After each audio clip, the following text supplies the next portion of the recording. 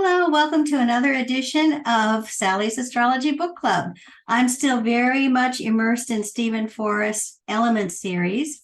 Right now, I'm reading the Book of Air about the signs Gemini, Libra, and Aquarius. Just as he gets a big overall theme, for instance, in Earth signs, that the purpose of Earth signs is to tap into a greater truth or reality and bring that into manifestation in our lives on this planet. What he talks about in the air sign is an overarching theme, is that we all as human beings are faced with kind of a predicament.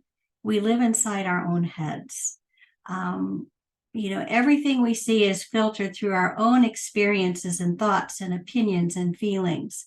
And yet we have to negotiate a world that's going on outside of us, which has nothing to do with us.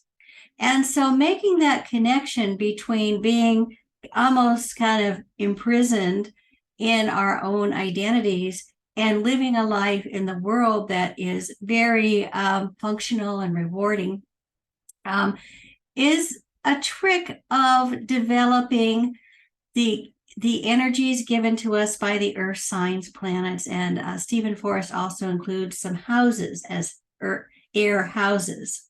And so in Gemini, he believes we hone our perception, how we see things and understand things, always growing.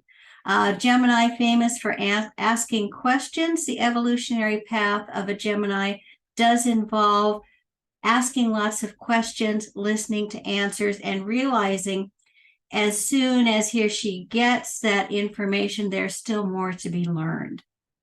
But we never know everything. And so that kind of a variability that we see in a Gemini, that they usually have lots of interests and are going off in a lot of different directions, has a lot to do with this evolutionary path they're on. Libra is making relationships, partnerships. That's where you compare notes, what you've learned with what the other person has learned.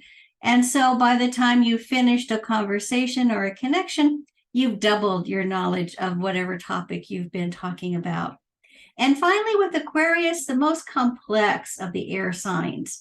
We live eventually, after living, perceiving the world, connecting with others, we realize that we live in a kind of zeitgeist, a world of conventional wisdom, where people tend to think about the same on a lot of different issues.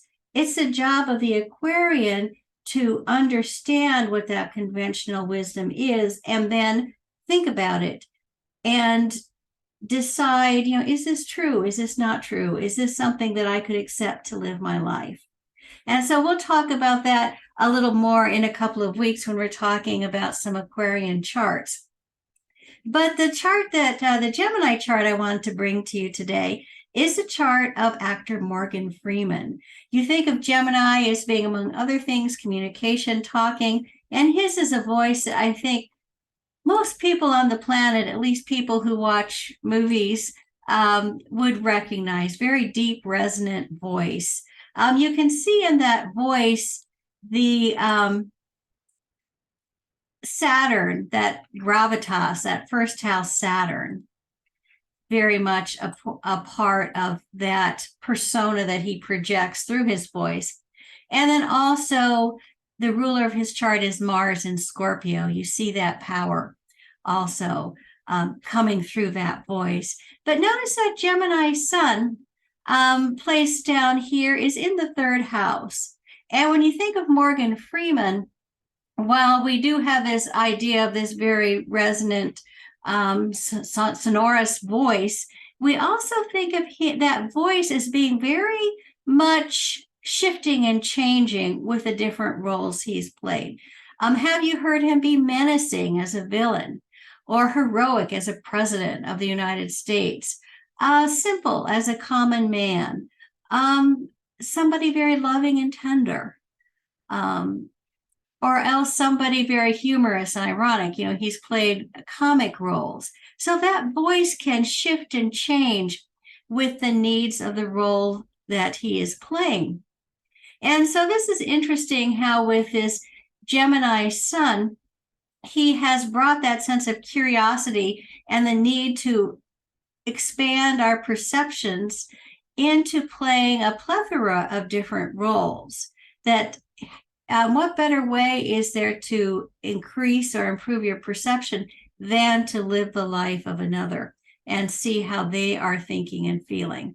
And so it's interesting too how that Gemini sun is here with the south node of the moon. So he would have that would be sort of a dissolving ego energy that he could easily slip out of being Morgan Freeman and be, a chauffeur and driving Miss Daisy, or a president of the United States, or a prisoner in Shawshank Redemption. That he can just let go of who he believes himself to be and step into the role of another. And another thing I like in this chart is that this sun is so well placed with the ascendant. That's something that we don't want to overlook when we're examining a chart. It's just how well do the planets work with our ascendant, because this is the helm of our chart, what directs our chart. And so that very Aries, that very courageous, outgoing persona that he projects, he's able to pull into that Gemini sun in his third house to create this variety of characters. We also notice that in Morgan Freeman's life, while he's been an actor primarily, he's also been a narrator for documentaries. He's very well known for narrating nature, many subjects, again, showing that curiosity. Nature documentaries, historical documentaries, things on space. Because that sun is ruled by Venus in Taurus, we can see that, of course, that adds, you think of Taurus ruling the neck and the voice, so adding power and beauty, Taurus, ruled by Venus, to his voice, but also that love of nature, love of simplicity, that you can think of the roles he plays. He doesn't do a lot of, moving around and gesticulating. He can really do it with his glance and with his voice. And he also has said when interviewed that he is very much listening when he's in a scene with other actors, that he believes that that's 50% of the role, not just to be speaking and emoting, but also to be sitting there taking in what the other actors are saying. And that, he believes, is one of the secrets of being a very effective actor. And so again, with bringing us back to Gemini, the evolutionary path is to increase perception. And so it's always comes back to this skill in listening. And while Geminis have a reputation of being chatterboxes, I have found many Geminis in my life that are very good listeners as well. That they have that ability to ask questions and then listen to the answer and follow it up with other questions. Think about the Geminis in your life and ask yourself how well that they listen when you're having a conversation with them. And so we've got also, as I said, Stephen Forrest looks at the third house, the seventh house, and the 11th house as air houses. That when planets are in there natally or when they're moving through there, we are working on making this mental connection between our thinking and the world around us. And so this heightens that sun in the third house, which he said is someone who needs to develop their own voice.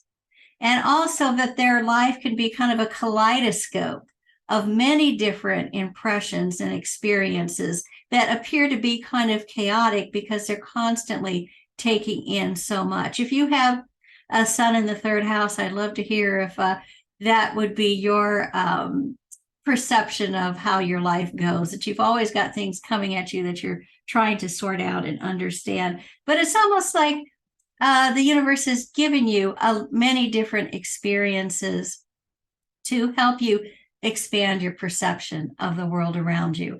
Morgan Freeman himself, even though he's been an actor, he's also a private pilot. At 65, he learned how to fly planes. He's a restaurateur. He's a jazz club owner. So he's also been a director, and he has a production company. So bringing all of that Gemini energy into liking new experiences, because what sharpens our perception more than a new experience? And then finally, another thing to look at in his chart when we're thinking about air energy is this moon in Aquarius.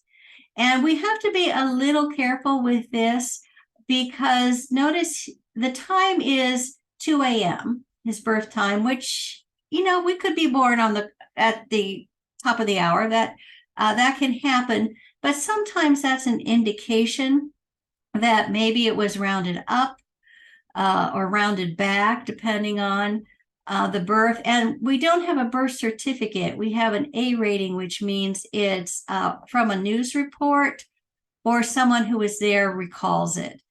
So while in most cases this wouldn't create a lot of consternation when looking at a chart, notice that the moon is 29 degrees Aquarius, 28 minutes. So he could possibly have, if he'd been born just like half an hour later, he could have a Pisces moon. But so we'll go with the hypothetical at this point that this moon is in Aquarius. And so this tells us that this is someone who emotionally seeks liberation. Just as I said, the Aquarius does not like to think like everyone else. Emotionally, they don't like that being tied down and committed to being a certain person, meeting someone's expectations. They like to be their own person.